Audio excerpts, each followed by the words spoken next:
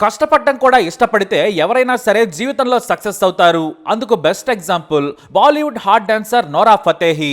డాన్సర్గా career మొదలుపెట్టింది Nora 5 నిమిషాల పాటకు ఇప్పుడు 2.5 కోట్లు వసూలు చేస్తుంది. అంతేకాదు కాస్త పెద్ద బడ్జెట్ సినిమా అయితే 4 కోట్ల వరకు డిమాండ్ చేస్తుంది. ఇక డాన్సర్ నుంచి నటిగా కూడా మారింది. అయితే అసలు ఈమెది మన దేశమే కాదు, కానీ మన దేశంలో ఎలా పాపులర్ అయిందో తెలిస్తే షాక్ అవ్వాల్సిందే.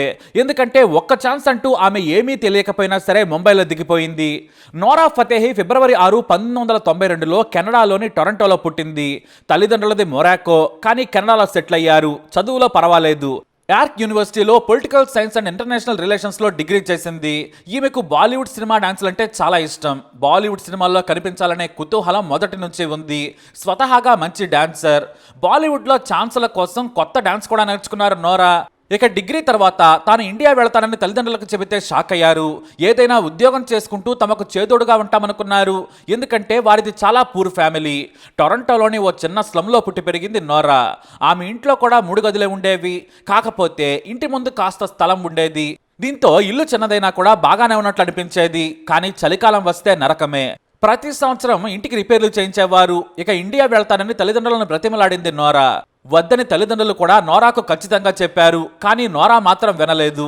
తాను వెళ్తానని మొండికేసింది. కానీ నీకక్కడ ఎవరో తెలియదు, మన దగ్గర డబ్బులు కూడా లేవు, ఎలా బతుకుతావని తిట్టారు. అయినా సరే వెళ్తానని చెప్పింది. ఇక తల్లిదండ్రులు డబ్బులు ఇచ్చేందుకు కూడా సాయం చేయడానికి ముందుకు రాలేదు. చివరకు కొంతమంది స్నేహితులు సాయం చేశారు. తల్లిదండ్రులకు చెప్పిన నోరా ఇక ఏదైతే అది అయిందని టొరంటో నుంచి డైరెక్ట్గా ముంబైలో దిగిపోయింది.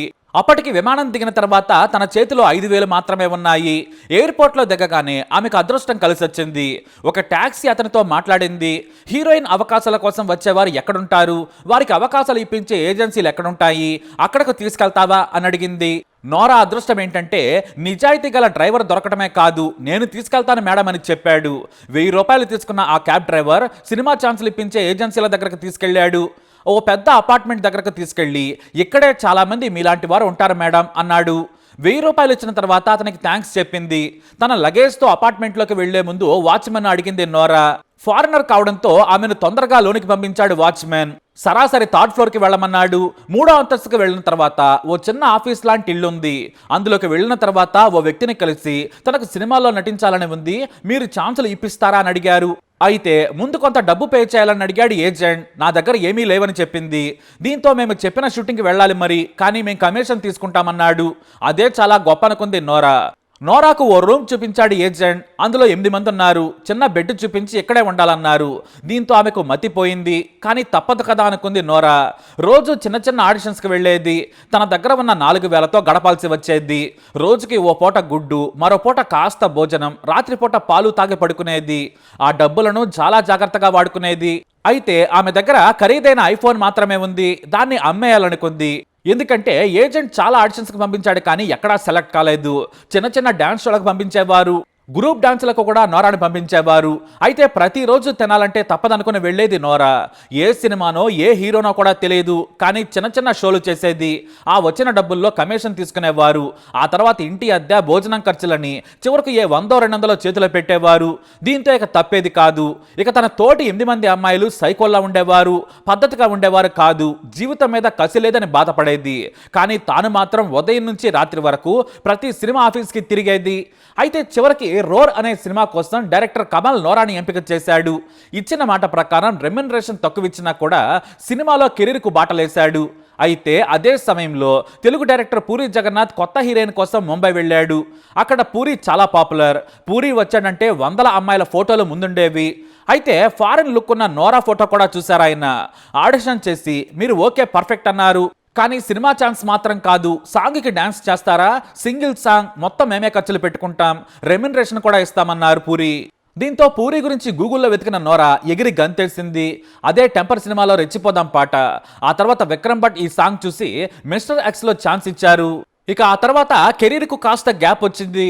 అప్పుడు బిగ్ బాస్ 9 సీజన్లోకి వస్తారా అంటూ పిలుపు వచ్చింది. కానీ తాను మొత్తం ఉండలేనని చెప్పడంతో రెమ్యునరేషన్ ఆఫర్ చేసి వైల్డ్ కార్డ్ ఎంట్రీ ద్వారా పంపిస్తామన్నారు. సరే అనడంతో బిగ్ బాస్లోకి వెళ్ళింది నోరా. ఇక హీరోయిన్ కావడంతో ఆమెకు వారానికి 4 లక్షలు ఇచ్చారు. ఆ ఆఫర్ చూసి ఆమెకు మతిపోయింది. తన కష్టాలు తీరాయనుకుంది. బిగ్ బాస్ వైల్డ్ కార్డ్ ఎంట్రీగా వెళ్లి 12వ వారం బయటకు వచ్చేసింది. అయితే బిగ్ బాస్ కారణంగా జలక్తికి లాజే అవకాశం వచ్చింది. అంతేకాదు మై బర్త్డే సాంగ్ సినిమాలో ఛాన్స్ రావడంతో వెనుతిరిగి చూడలేదు నోరా. బాట్లా హౌస్ నుంచి భారత్ మూవీ వరకు వరుసగా హాట్ సాంగ్స్ లో అదిరిపోయే పాటలు చేసి సెటిల్ అయిపోయింది. Varun Dhawan movie street dance లో ఓ డాన్సర్ గా కనిపించింది. ఇలా వరుసగా మూవీస్ మాత్రమే కాదు యాక్టింగ్ కెరీర్ లో కూడా బాగానే మంచి అవకాశాలు దక్కించుకుంది నోరా. ఫైనాన్స్ కష్టాలు తీరాయి. బాహుబలిలోని మనోహర పాటతో తెలుగులో మరింత గుర్తింపు తెచ్చుకుందని చెప్పొచ్చు. తెలుగు, హిందీ, మలయాళం సినిమాల్లో కూడా ఛాన్సులు దక్కాయి. ఇక రీసెంట్గా తెలుగు మూవీ మట్కాలో కూడా మెరిసింది బ్యూటీ. మ్యూజిక్, వీడియోలు, టీవీ షోలతో నిత్యం బిజీగా ఉంటుంది నోరా. ఇప్పుడు మూవీలోని ఓ 5 నిమిషాల పాటకు ఏకంగా 2.5 కోట్లు తీసుకుంటుంది నోరా. ఎక్కడో టొరంటోలోని ఓ చిన్న స్లమ్లో పుట్టి పెరిగిన నోరా దేశం కాని దేశం వచ్చి ఇప్పుడు మన దగ్గర సెటిల్ అయింది. అయితే మెడగాన్ ఎక్స్ప్రెస్ మూవీ సినిమా ప్రమోషన్ సమయంలో తన గురించి చెప్పింది నోరా. అందరూ అనుకున్నట్లుగా నేనేమీ రిచ్ కాదు. నేను కూడా ముంబైలోని చిన్న ప్రాంతం లాంటి గల్లీలోనే పుట్టి పెరిగాను. కేవలం 5,000 రూపాయలతో నేను విమానం దిగాను. నేను సినిమా అవకాశాల కోసం తిరిగిన సమయంలో ఏజెంట్లు దోచుకునేవారు. వారి కమిషన్ వాళ్ళు తీసుకోవచ్చు, తప్పులేదు. కానీ మొత్తం డబ్బులు తీసుకొని కేవలం 100 రూపాయలు చేతిలో పెట్టేవారు. అదేమంటే మేము ఈ రోజు మీకు ఛాన్స్ ఇస్తున్నాం, రేపు కోట్లు సంపాదిస్తే మాకేమైనా ఇస్తారా అంటారు. వారి వల్ల చాలా మంది అమ్మాయిలు సినిమాలు వదిలేసి పారిపోయారు. కొంతమంది అసభ్యంగా కూడా ప్రవర్తించేవారని చెప్పారు ఆమె. అయితే తన జీవితంలో అత్యంత బాధాకరమైన విషయం ఏమిటంటే యష్రాజ్ సినిమాలో నటించాలనేది. ఆడిషన్స్కి వెళ్ళింది. అయితే ఏదైనా ఓ సీన్లో డైలాగులు నేర్చుకుని రావాలన్నారు. వారం రోజుల పాటు నిద్ర లేకుండా గడిపింది నోరా. నేర్చుకున్న తర్వాత చాలా కాన్ఫిడెన్స్ కూడా వచ్చింది. తీరా ఆడిషన్ ఇచ్చాక అక్కడ బాగానే ఉందన్నారు. ఆ మర్నాడు ఫోన్ చేస్తే మీరు సెలెక్ట్ కాలేదన్నారు, మీ పర్ఫార్మెన్స్ బాగోలేదన్నారు. ఆ కోపంలో నేను నా ఫోన్ పగలగొట్టేశాను. ఇవే కాదు 2-3 సినిమాల్లో కనిపించినా కూడా ఆడిషన్ చేసిన తర్వాత నచ్చలేదు, నీకు యాక్టింగ్ రావడం లేదని మొహం మీదే చెబితే బాధ అనిపించేదని బాధపడింది నోరా. కానీ సినిమా ఇండస్ట్రీలో ఏదైనా సాధ్యమే, అందుకు నేనే ఉదాహరణ. ఇక్కడ ఫైట్ చేయాలి, మన టైం వచ్చే వరకు ఎదురు చూడాలి, వచ్చిన ప్రతి అవకాశం చేజిక్కించుకోవాలని చెప్పింది నోరా. ముంబైలో ఇల్లు కొనుక్కున్న నోరా ఇక్కడే సెటిల్ అయింది. పుట్టింది కెనడాలో అయినా కూడా నా మనసు ఇండియా చూసినప్పుడు నేను ఇండియన్ అని ఫీల్ అయ్యాను. నాకు ఈ దేశం చాలా ఇచ్చింది, చాలా నచ్చింది. నాకు భారతదేశం అంటే ఎంతో ఇష్టమని చెప్పింది నోరా ఫతేహి. నా తల్లిదండ్రులు కూడా చాలా రోజులుగా నాతో పాటు గడుపుతున్నారు. నన్ను చూసి వాళ్ళు గర్వపడుతున్నారు. నా సక్సెస్ చూసి ఇది కళా నిజమా అంటారని నవ్వుతూ చెబుతారు నోరా ఫతేహి. ఇండియా వెళ్ళి బాలీవుడ్ సినిమాలో నటిస్తానంటే నాకు పిచ్చన్నారు. నాకు ఎయిర్పోర్ట్లో వీడ్కోలు కూడా పలకలేదు నా తల్లిదండ్రులు, నా ఫ్రెండ్స్. కానీ నేను అదే ఎయిర్పోర్ట్లో దిగితే నన్ను రిసీవ్ చేసుకోవడానికి నా పేరెంట్స్తో పాటు నా ఫ్రెండ్స్ కూడా వచ్చారు. ఈసారి నేను కాస్త డబ్బులు తీసుకుని వెళ్ళాను, కానీ వాళ్ళు నేను ఆశ్చర్యపోయే ఘటనలు ఎయిర్పోర్ట్లో జరిగాయి. నేను బయటకు వస్తుంటే ఇండియన్ మూవీ ఫ్యాన్స్ నన్ను గుర్తించారు, నోరా మ్యామ్ అంటూ పిలిచారు, ఫోటోలు దిగుతూ ఆటోగ్రాఫ్లు అడిగారు. అది చూసిన మా వాళ్ళంతా కూడా షాక్ అయిపోయారు. నా సక్సెస్కు ఇంతకంటే గుర్తింపు ఇంకేం కావాలి? నేను దేశంలో ఎక్కడికి వెళ్ళినా గుర్తిస్తున్నారు, చివరకు విదేశాల్లో కూడా. కష్టపడితే సినిమా ఇండస్ట్రీలో ఏదైనా సాధ్యమేనంటున్నారు నోరా ఫతేహి. అలా 100 రూపాయల కోసం కూడా నోరా ఫతేహి పనిచేసింది. కానీ సక్సెస్సే ధ్యేయంగా పెట్టుకుంది. అది సాధించింది నోరా ఫతేహి. మరి ఈ స్టోరీపై మీ అభిప్రాయాన్ని కమెంట్ ద్వారా తెలియజేయండి. వీడియోని లైక్ చేయండి, షేర్ చేయండి, మా ఛానల్ని సబ్స్క్రైబ్ చేసుకోండి.